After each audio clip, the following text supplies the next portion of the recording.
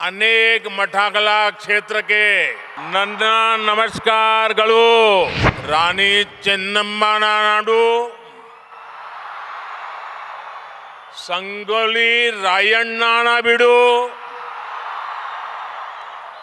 ಈ ಪುಣ್ಯ ಭೂಮಿಗೆ ನನ್ನ ನಮಸ್ಕಾರಗಳು उठो जागो एली एद्ददेली गुरु मटवा तनका निल्लदी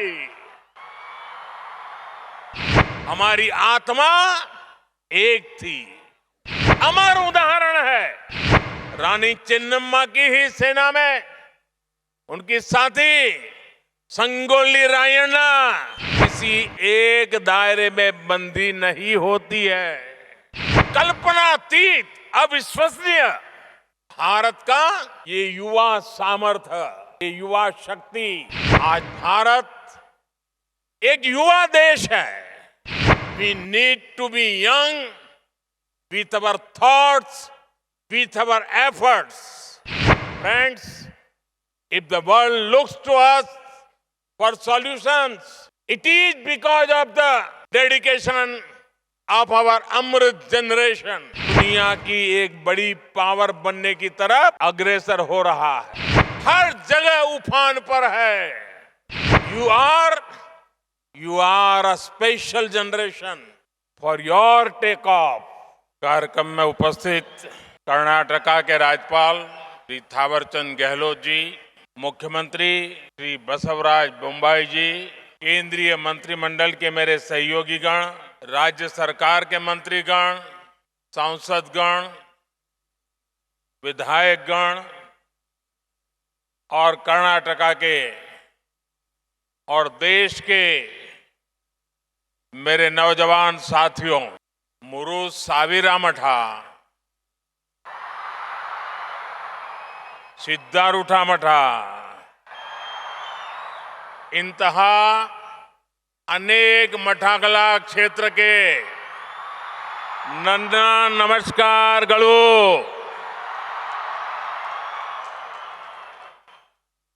ರಾಣಿ ಚೆನ್ನಮ್ಮನ ನಾಡು ಸಂಗೊಳ್ಳಿ ರಾಯಣ್ಣನ ಬಿಡು ಈ ಪುಣ್ಯ ಭೂಮಿಗೆ ನನ್ನ ನಮಸ್ಕಾರಗಳು।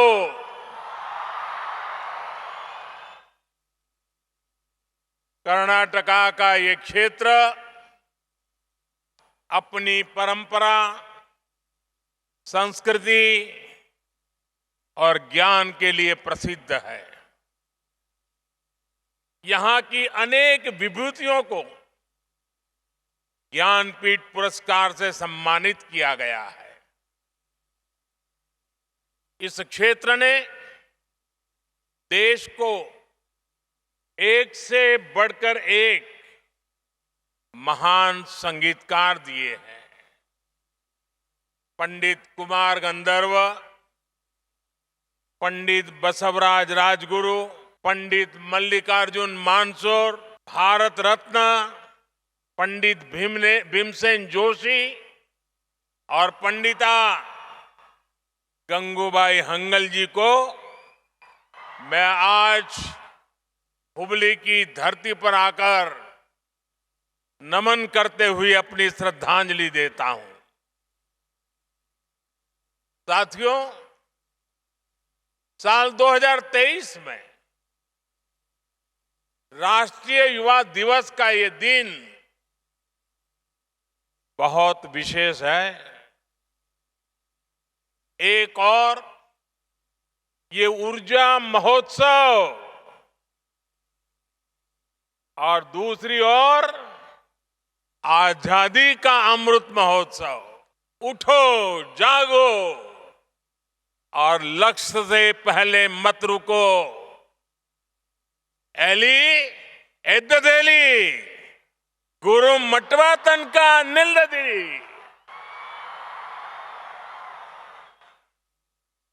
विवेकानंद जी का यह उद्घोष भारत के युवाओं का जीवन मंत्र है। आज अमृतकाल में हमें अपने कर्तव्यों पर जोर देते हुए, अपने कर्तव्यों को समझते हुए देश को आगे बढ़ाना है।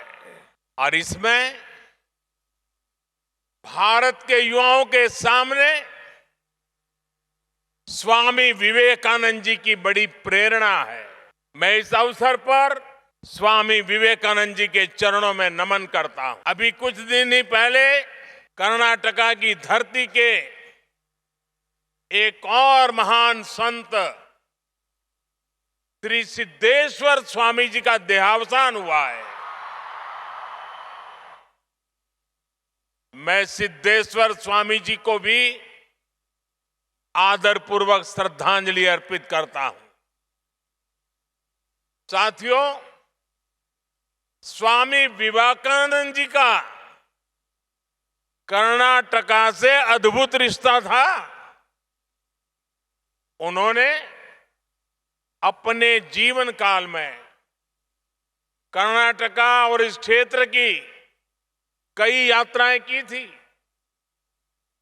बंगलुरु जाते समय वो हुबली, धारवाड़ भी आए थे। इन यात्राओं ने उनके जीवन को एक नई दिशा दी थी। मैसूरू के महाराजा भी उन लोगों में से एक थे जिन्होंने स्वामी विवेकानंद जी को शिकागो यात्रा में उनकी मदद की थी। स्वामी जी का भारत भ्रमण इस बात का भी प्रमाण है कि कितनी ही सदियों से हमारी चेतना एक थी। एक राष्ट्र के रूप में हमारी आत्मा एक थी। ये एक भारत श्रेष्ठ भारत की भावना का अमर उदाहरण है। इसी भावना को अमृत काल में देश नए संकल्पों के साथ आगे बढ़ा रहा है। साथियों, स्वामी विवेकानंद जी कहते थे कि जब युवा ऊर्जा हो, जब युवा शक्ति हो, तो भविष्य का निर्माण करना, राष्ट्र का निर्माण करना उतना ही आसान होता है। कर्नाटका की इस धरती ने खुद ऐसी कितनी ही महान विभूतियां दी है जिन्होंने अपने कर्तव्यों को सर्वोपरि रखा। बेहद कम उम्र में असाधारण काम किए। कित्तूर की रानी चेन्नम्मा देश की अग्रणी महिला स्वतंत्रता सेनानियों में से एक थी। उन्होंने सबसे मुश्किल समय में भी आजादी की लड़ाई को नेतृत्व दिया। रानी चेन्नम्मा की ही सेना में उनकी साथी संगोली रायण्णा, ऐसे वीर योद्धा भी जिनके शौर्य ने ब्रिटिश सेना का हौसला तोड़ दिया था। इसी धरती के नारायण महादेव डोनी मात्र 14 साल की उम्र में देश के लिए बलिदान देने वाले शहीद बने थे। युवा की जीवटता क्या होती है, उसके हौसले कैसे मौत को भी मात दे सकते हैं, ये कर्नाटका के सपूत लांस नायक हनुमंथप्पा खोप्पड़ ने सियाचिन के पहाड़ों में दिखा दिया था।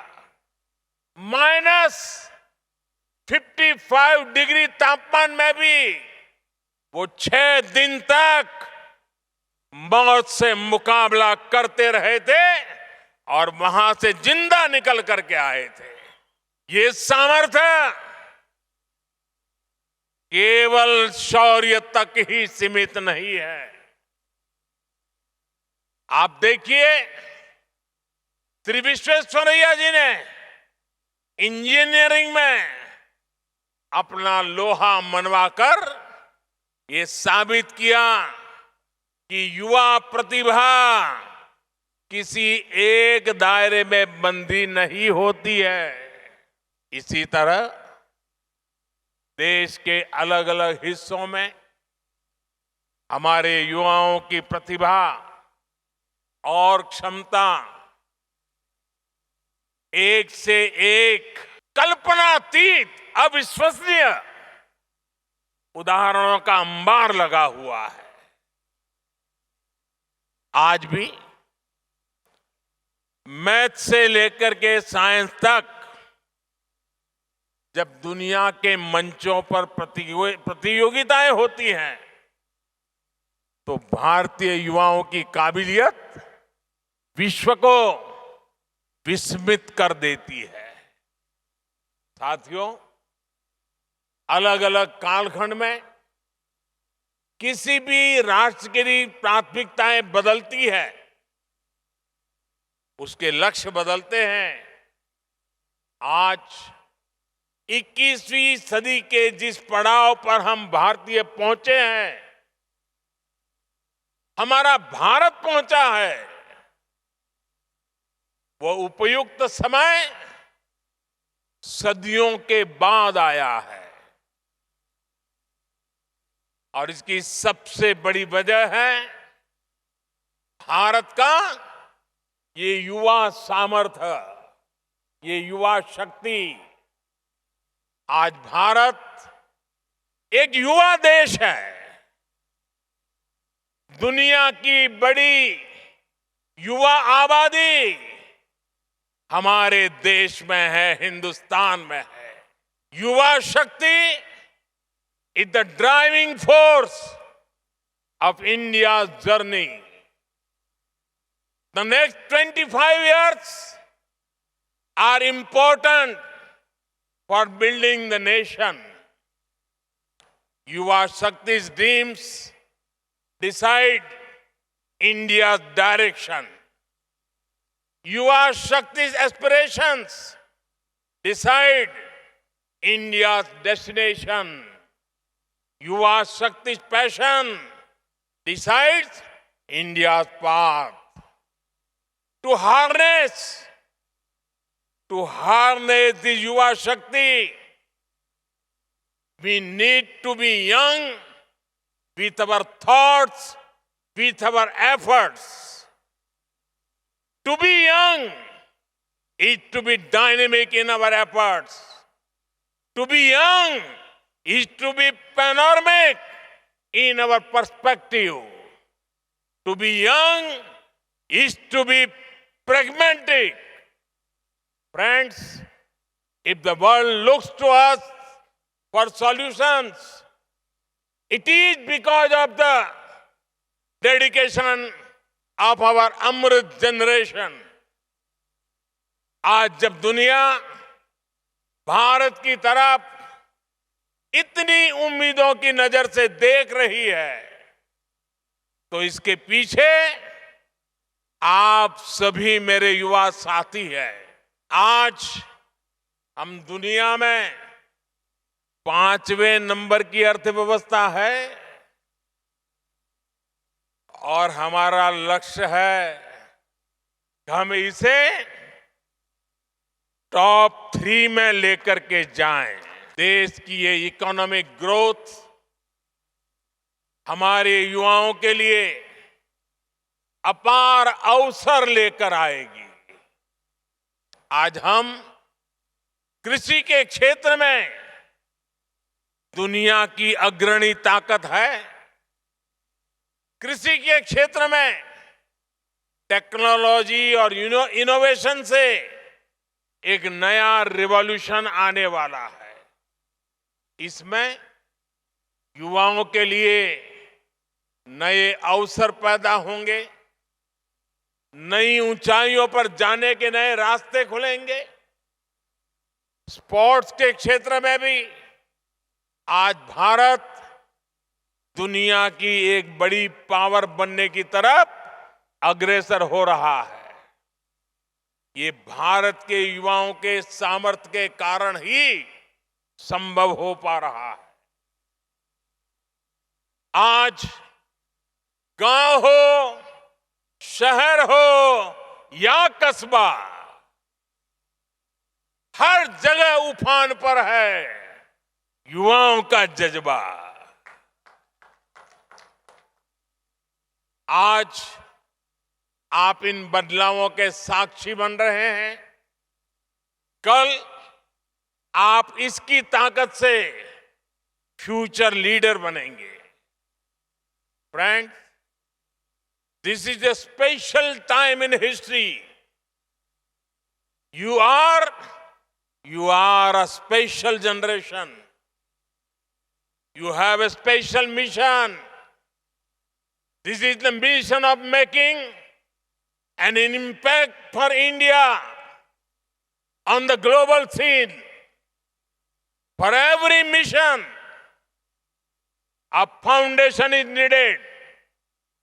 Whether it is economy or education, sports or startups, skill development or digitalization, in every domain, a strong foundation has been laid in the last 8-9 years. The runway is ready. The runway is ready for your takeoff. Today, there is a great optimism in the world towards India and its youth. This optimism is about you. This optimism is because of you. And this optimism is for you.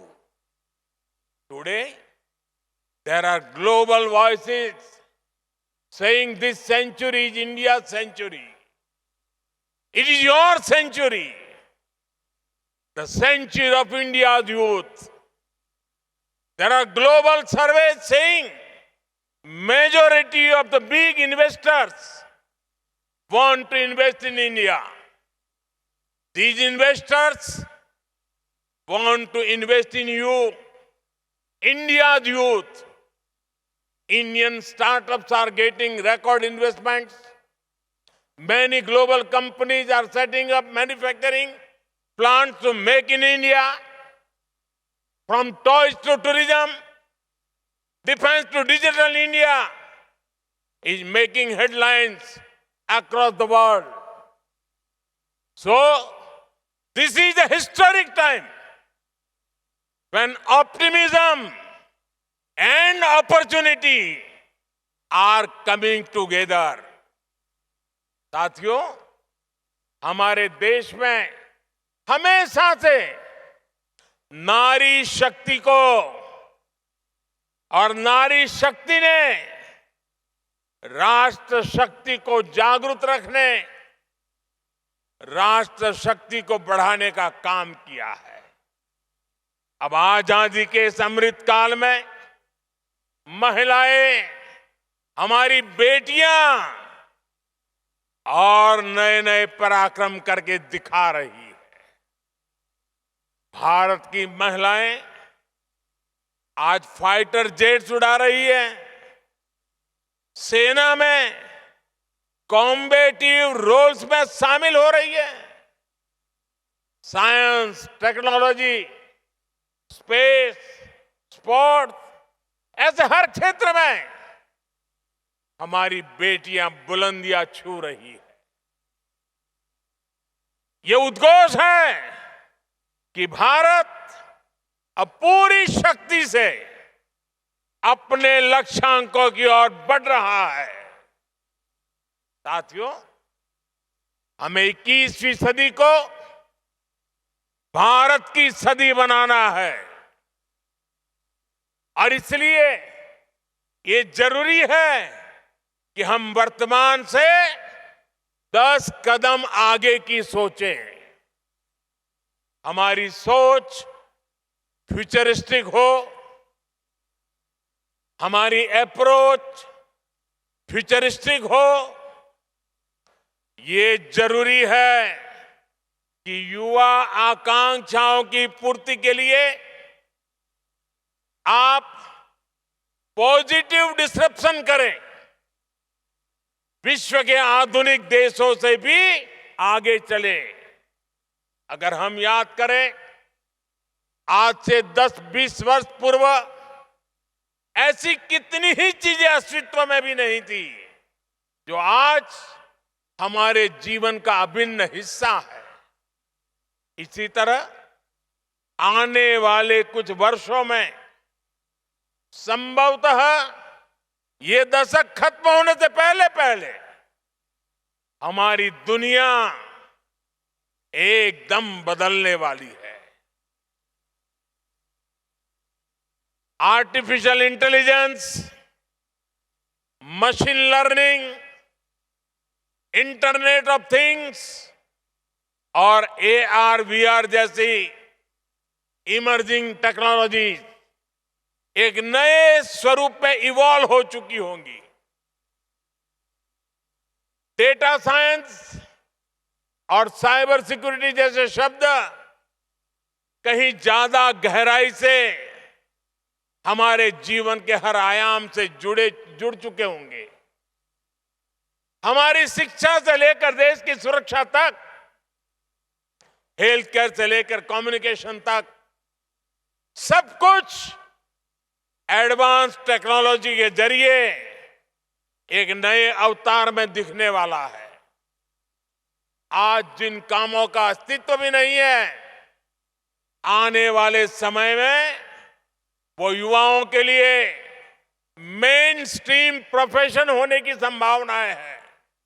इसलिए ये जरूरी है कि हमारे युवा future skills के लिए खुद को तैयार करें। दुनिया में जो कुछ नया हो रहा है, हमें उससे खुद को जोड़ना होगा। जो काम कोई नहीं कर रहा है, हमें उन्हें भी करना होगा। नई पीढ़ी को इस माइंडसेट से तैयार करने के लिए देश नई राष्ट्रीय शिक्षा नीति के जरिए प्रैक्टिकल और फ्यूचरिस्टिक एजुकेशन सिस्टम तैयार कर रहा है। आज स्कूल से ही इनोवेटिव और स्किल ओरिएंटेड एजुकेशन पर फोकस है। युवाओं के पास आज चॉइस के हिसाब से आगे बढ़ने की आजादी है। ये बुनियाद भविष्य के भारत का निर्माण करने वाले फ्यूचर रेडी युवाओं को तैयार करेगी। साथियों, आज इस तेजी से बदलते विश्व में स्वामी विवेकानंद जी दो संदेश हर युवा के जीवन का हिस्सा होने चाहिए। ये दो संदेश हैं, इंस्टीट्यूशंस और इनोवेशन। इंस्टीट्यूशन तब बनता है जब हम अपने विचार को विस्तार देते हैं, टीम स्पिरिट से काम करते हैं। आज हर युवा को चाहिए कि वो अपनी इंडिविजुअल सक्सेस को टीम सक्सेस के रूप में विस्तार दे। यही टीम स्पिरिट टीम इंडिया के रूप में विकसित भारत को आगे ले जाएगा।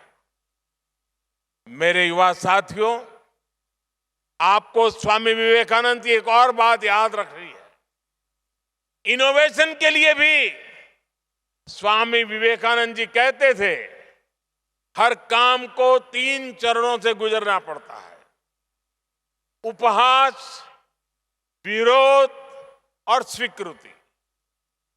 और अगर इनोवेशन को एक लाइन में परिभाषित करना है तो वो यही है।